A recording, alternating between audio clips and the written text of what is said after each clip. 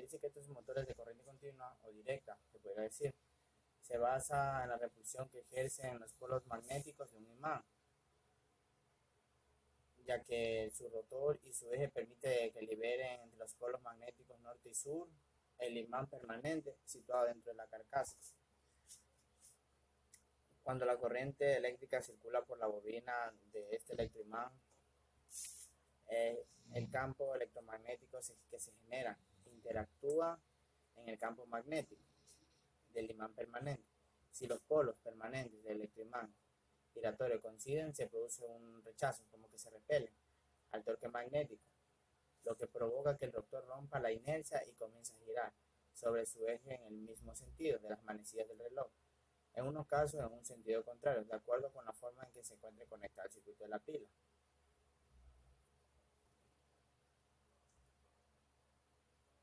Como siguiente punto, función del colector o conmutador del motor de corriente directa o continua. El motor en sí, en la corriente directa, el colector o conmutador sirve para conmutar o cambiar constantemente el sentido de la circulación de la corriente eléctrica. De esta a través de lo enrollado de la bobina del rotor. Cada vez que completa media vuelta de esta forma, el polo del norte coincide con el electroimán. El polo norte del imán permanentemente y el polo sur con el polo sur del propio imán. Es decir, que al coincidir estos dos polos magnéticos en todo momento van a ser iguales, van a producir un rechazo.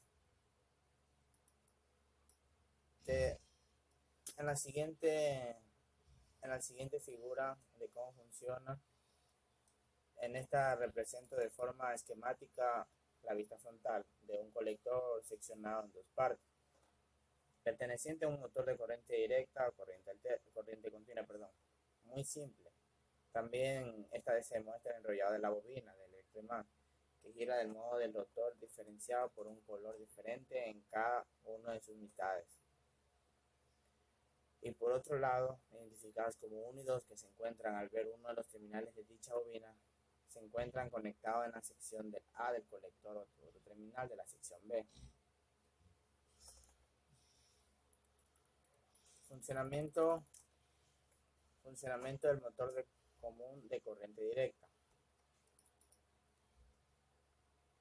El funcionamiento de un motor como un bipolar de corriente directa, como se puede, este es constante de un imán permanente en forma de semicírculo dividido en dos partes fijas del cuerpo del motor.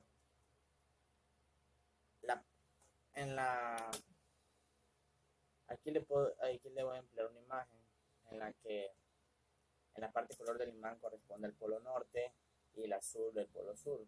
Encontramos los imanes que a modo de rotor gira entre los polos del imán. En el eje se puede mostrar un colector dividido en dos segmentos o dos escobillas, que son conocidos como anillos, también anillos rosantes donde asienta el carbón. Dice que se encuentran conectadas la batería en corriente convencional, el positivo y también el negativo. Van directamente a los anillos rosantes.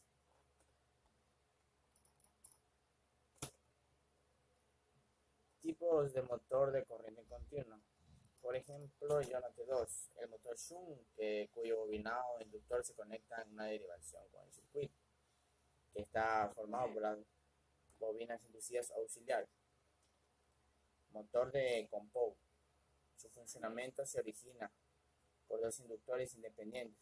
Uno se deriva por el circuito inducido y el otro por la derivación con el circuito formado. Dice que este es un inductor auxiliar.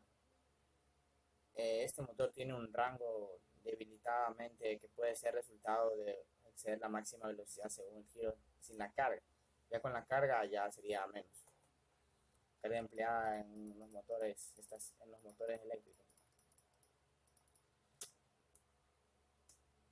Partes de un motor. Bueno, aquí voy a hablar de cada una de las partes del motor.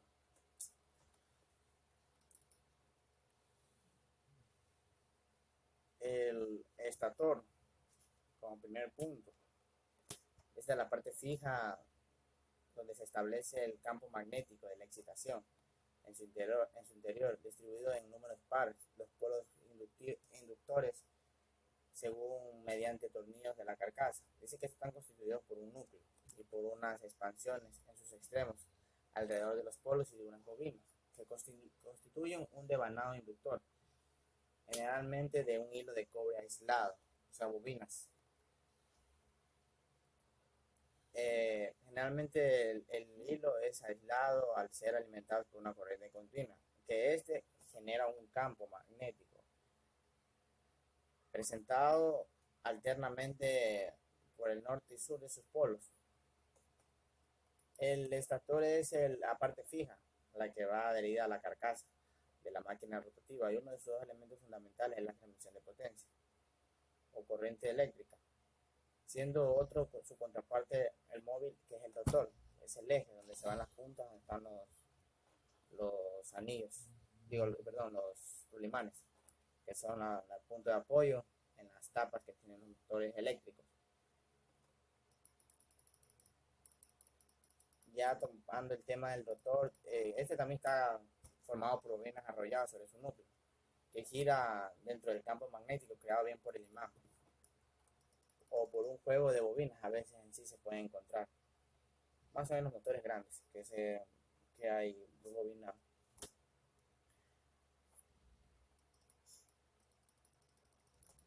En este caso se los puede alimentar con corriente continua y alterna, tanto en el rotor como en el estator.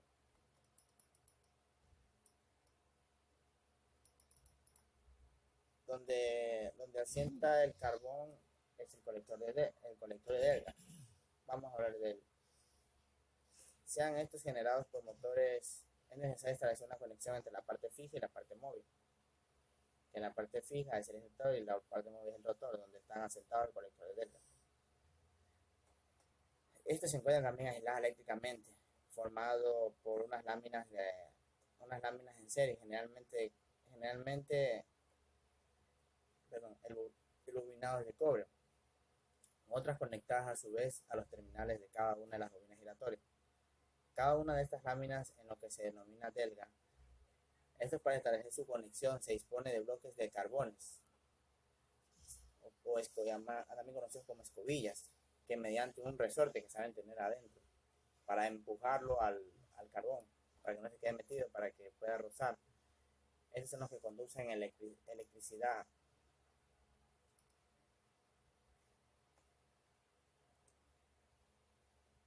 Las escobillas. Estos son necesarios porque frecuentemente establecen una conexión eléctrica en una parte fija, en una parte rotatoria en un dispositivo. Es en el caso de los motores o generadores eléctricos, donde se puede establecer una conexión con las bobinas del rotor. Para realizar esta conexión se fijan dos anillos en el eje del giro, generalmente de cobre, aislados de la electricidad del eje y conectados a los terminales de la bobina rotatoria. Enfrente de los anillos se dispone uno de los bloques de grafito que mediante unos resortes hacen presión sobre ellos. En determinados tipos de máquinas, los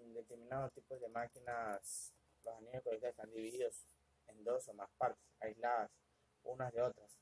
En este caso, una de las partes que están divididas del colector denominado delga, debido porque el roce que ocasiona al girar el dispositivo se produce un desgaste o abrasión. Esa sería siempre es una falla muy común, que se desgasta demasiado. A veces hay en unos casos los cambian. El entrehierro. Ya este está situado entre el estator y el rotor, por donde el flujo magnético pasa a una de las bobinas. Siempre hay un pequeño espacio entre el rotor y estator, En algunos motores incorporan polos conmutados rodeados por unas bobinas conectadas en serie con el devanado inducido. Como siguiente punto, el funcionamiento de un electroimán. Este es un funcionamiento muy curioso, ya que el campo magnético que produce el paso de una corriente, ya que si introducimos un hierro dentro de un solenoide, la fuerza magnética del solenoide se transmitirá a través de él, transformándolo en un imán mientras este está pasando la corriente eléctrica.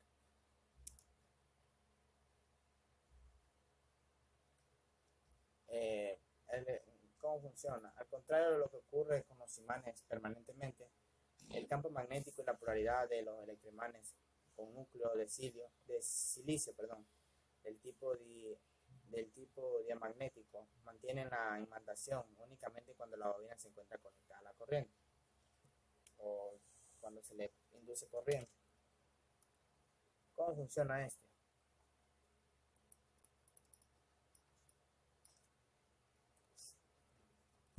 Un electroimán que puede girar libremente en torno a su eje, dicho rotor está rodeado por un imán permanente, cuyo campo magnético permanece fijo. Estaría se supone en la parte del estator del motor eléctrico, que está adherido a la carcasa.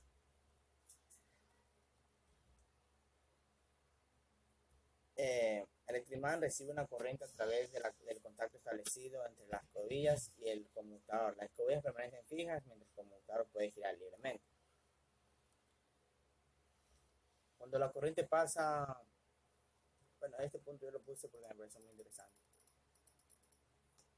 Cuando la corriente pasa a lo largo del electroimán, esos polos son atraídos y repelidos por los polos del imán fijo, de modo que el rotor se moverá hasta que el polo norte del imán quede mirando al polo sur del imán permanente.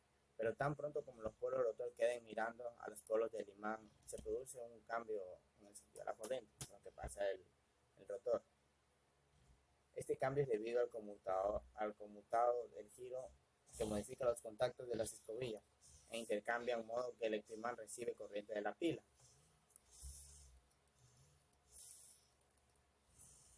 Al modificar esto de los polos del electroimán, los polos del rotor resultarán repelidos por los polos del imán fijo, pues en esta situación estarán frente a los polos igualando, con lo cual el rotor se ve obligado a girar. Ese es el famoso truco que tienen los motores eléctricos.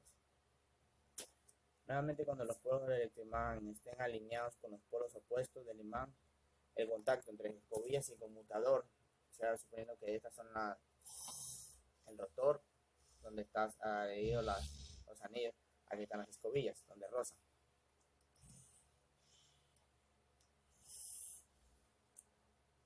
Bueno, muchas gracias, señorita. Esto fue todo por el funcionamiento de un motor de corriente continua o directa y el funcionamiento de un electroimán en lo que respecta al rotor o en la carcasa adherida. Bueno, para mí en sí, un pequeño resumen. Los motores eléctricos en sí tienen una gran variedad de usos empleados en lo que es en lo industrial, en la minería,